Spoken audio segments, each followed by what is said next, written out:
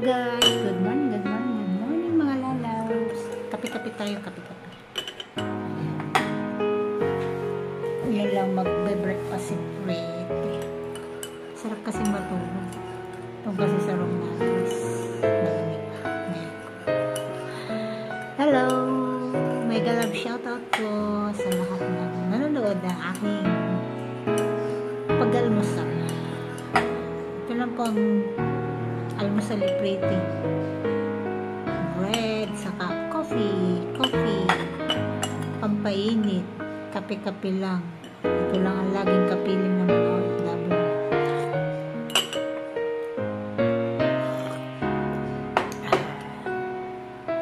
Lalagyan ko pala siya. Yan. Bigyan ko ng palaman, wala kasing palaman. Ang tawag dito is losong. Hindi ko alam kung anong tawag sa ano. Para naman may ano. Masarap siya guys, pampalaman. Tapos, pag meron kayong lugaw, pwede din siya ngayon. Hindi ko alam kung anong tawag sa English. Kain.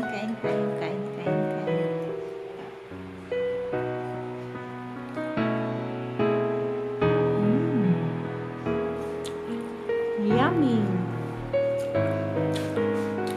Kung sa Taiwan, hot soup.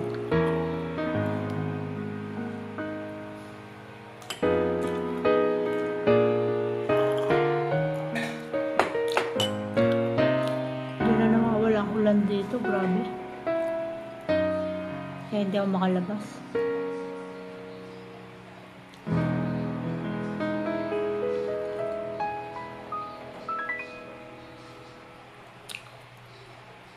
Nangangalat yung palaman. Kayo ba guys, kumain na dyan?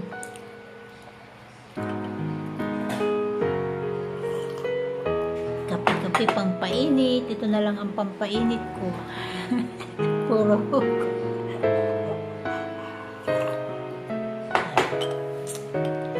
Mamaya guys, work na naman si Pretty.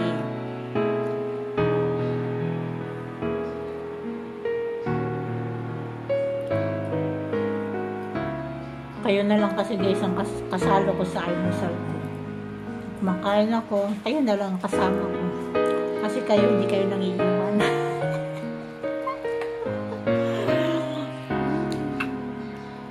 Lambot siya. Ni-steam ko kasi nakalagay ba naman sa freezer yung tinapay. Siyempre, matigas. Ginawa ko, ni-steam ko. Para siya malambot.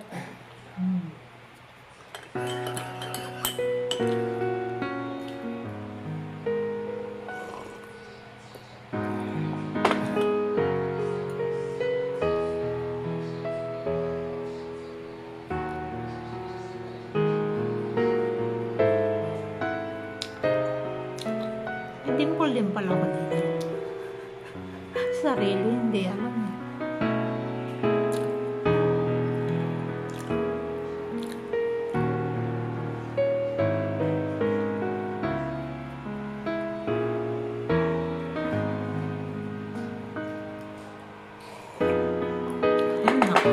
Tagal pa ng December.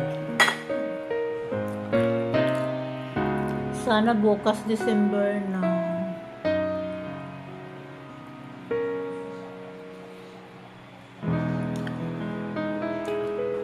Medyo kakahinga-hinga na ng konti si Pretty. Graduate na kasi guys yung aking panganay. Sa awa ng Diyos.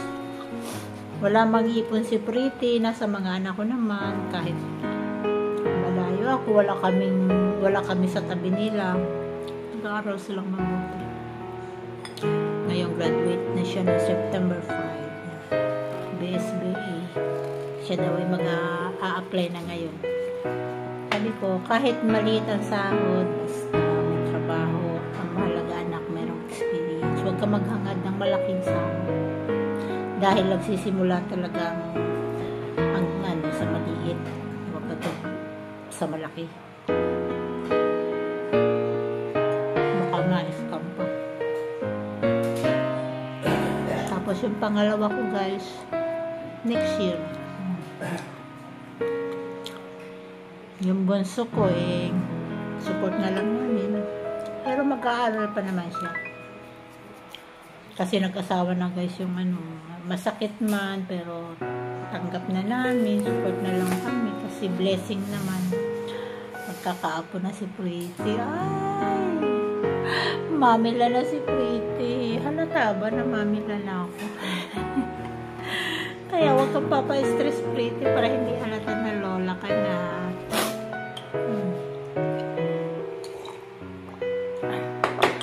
Sa December may apo na ako. Kaya kailangan makauwi si Pretty sa December. Pilitin ko doon magpasko at magbagong taon. Para naman makasama ko mga anak ko. Balik pa ako dito. Tapusin ko lang yung kontra ko.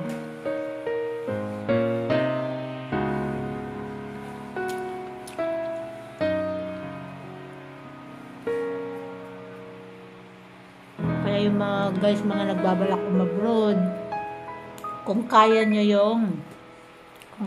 yung ginagawa ko, pwede na kayong mag-abroad. Pag hindi nyo pa kaya at mahina ang loob nyo, diyan na lang kayo sa Pinas.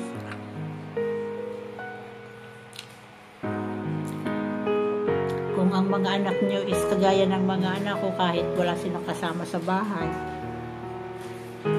kaya nila, okay na. Pero pag pa sa magulang ang anak nyo, huwag nyong iwan, kawawa. Baka kung saan mapariwala. Totoo lang talaga guys, mga anak ko, solo lang, simulan pumunta ako dito.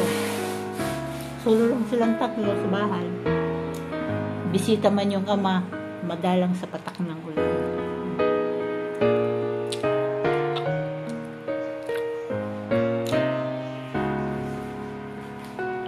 Pero, yung pinakamaano talaga nila, hindi sila, sulong-sulong nila.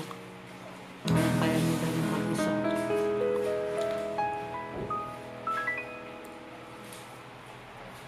Kahit naman kasi wala ako sa tabi nila, araw-araw ko naman sila. Para ko na rin silang kasama.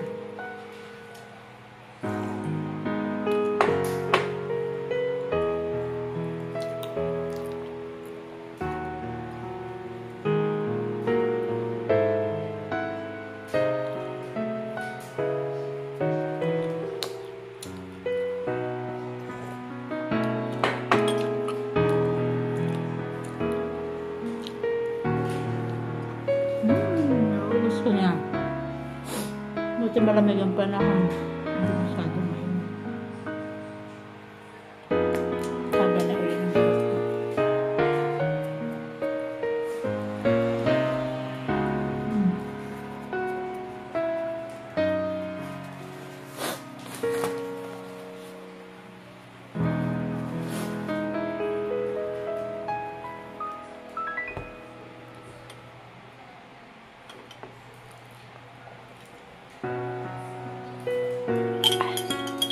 Salamat guys sa pagsama niyo sa pagkalmasal ko. Maraming salamat guys sa support niyo sa channel ko. Kahit minsan, pag kayo guys may mga ganap at wala ako, busy si Freddy. Once na hindi busy ako, asahan niyo nandun ako sa live niyo. Kaya maraming salamat guys sa mga support niyo sa channel ko. Salamat kasi nakilala ko kayo. Isa sa nagpapasaya sa life ko. Medyo nababawasan ng stress. May stress man, at least nakakalimitan minsan pag nasa life ako. Kaya maraming salamat guys. Sana di kayo magsawang manood ng aking mga video, mga ganap sa YT. Kahit walang kakwenta-kwenta. Basta, andito lang si Pretty, support sa inyo, basta hindi busy. Kaya maraming salamat guys. Thank you for watching. Love you all.